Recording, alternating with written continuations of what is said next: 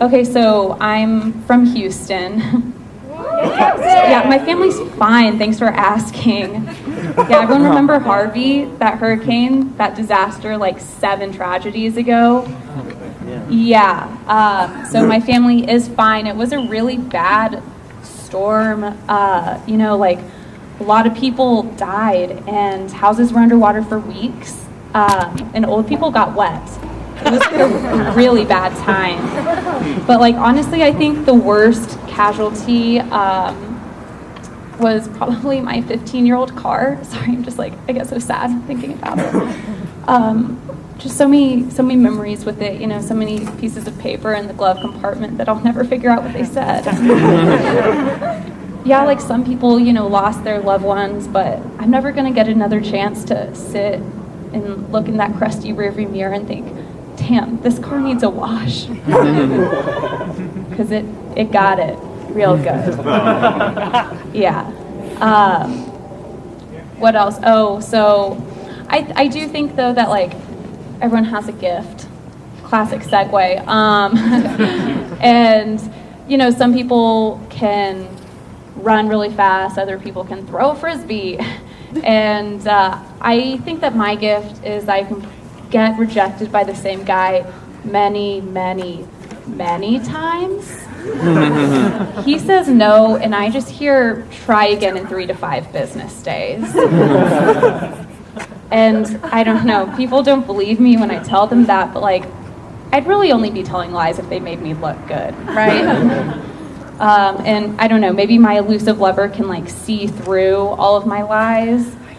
But if he can see through that, why can't he also just see through my clothes and be like, okay, just this once? I don't know. Speaking of tragedies, here's a tip to all the other comics in the room. Don't date other stand-up comedians. Yes, and I know that from personal experience because my ex-boyfriend was a stand-up comic, and his parting words to me were, don't worry, you'll get so much more material being single. Couldn't make that up. Wouldn't want to. But at the time I couldn't really process what was said because that's crazy.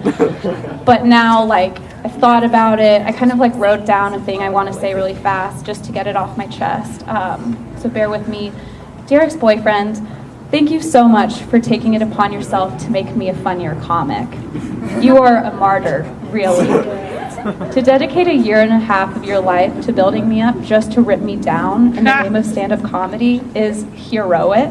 I will always remember you for the sacrifices you made, probably because you reminded me of how much money you spent on me all the time. But you were so giving. My favorite thing you gave me was 4 months of false security. But I will say you timed your breakup with me switching anxiety medications, so I was able to lock down a Xanax prescription. And for that, I truly mean it when I say thank you. But we're all fine here.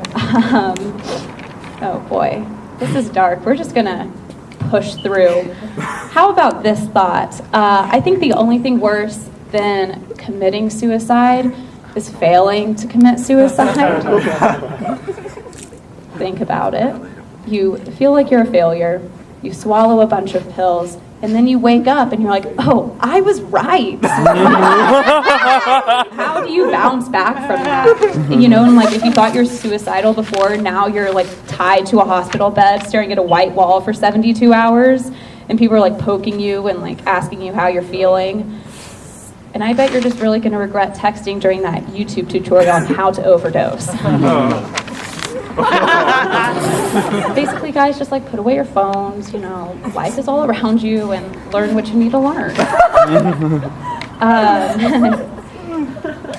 So I was at the airport because I travel and I'm cool, and I was watching this woman, and it was rush hour, and all of a sudden her face just lit up with this beautiful smile, and I was so happy for her. Because then I found out that she had found her Uber. And it was such a beautiful moment. I honestly felt happier for her then than watching someone get engaged. Because honestly, they have a 50% chance of staying together versus like she only has a 5% chance of not making it to her destination. And I'll take those odds every time. I'll end you with this. It's long, so get comfy. I am, if you can't tell, from a Southern family.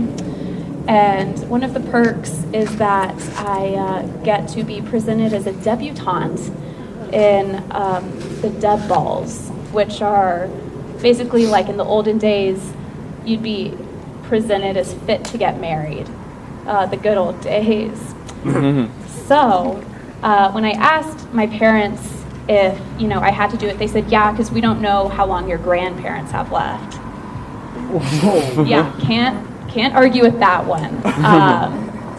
So, okay, I agree to do the Deb Ball. Fast forward to the night of the thing, and my grandparents are still alive, which is great, because I would have been really pissed if they died beforehand.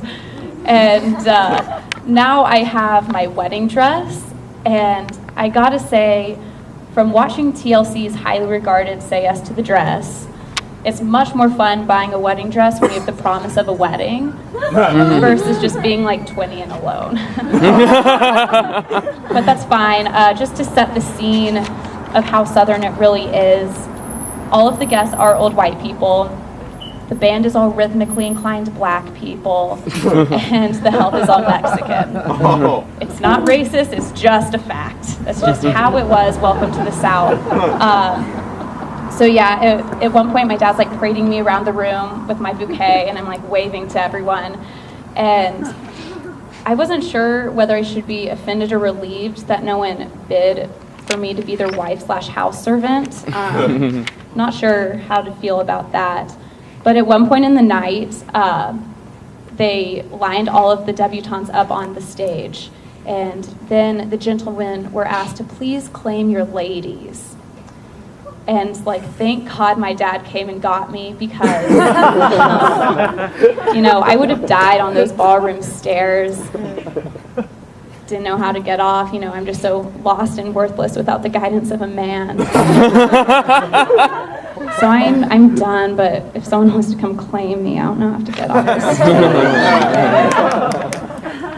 Thank you.